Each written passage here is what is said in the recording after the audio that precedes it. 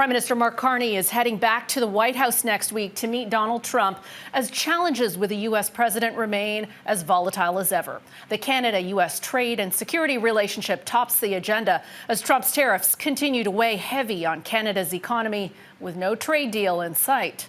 And Trump revived his rhetoric on making Canada the 51st state earlier this week. David Akin joins us from Ottawa. David, what can we expect at this meeting?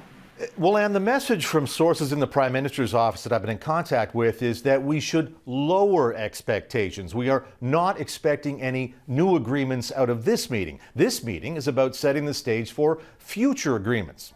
Now, both the Prime Minister and the President have agreed that some face time at the White House was appropriate at this point, since both countries, along with Mexico, have just started the process of reviewing the North American free trade deal that Trump himself negotiated and signed back in 2018. Now, all three countries are in a period of public consultations before officials will sit down to scope out where they might want to make changes to the deal, known in Canada as CUSMA, or the Canada-U.S.-Mexico Agreement. So that's the first order of business. Second order of business, Canada wants some relief from sectoral tariffs on steel, aluminum, and lumber. Trump just boosted the softwood lumber tariff. It's now at 45%. And as BC Premier David Eby said, Americans can buy lumber from Russia cheaper than lumber from Canada. And Eby called that absurd.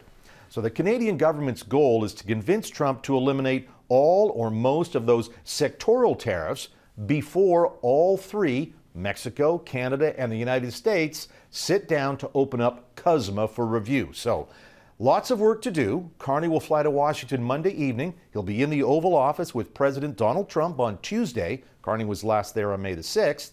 And then the two men and their officials will have some closed-door sessions. Carney will be back in Ottawa Wednesday morning. Anne. Thank you, David.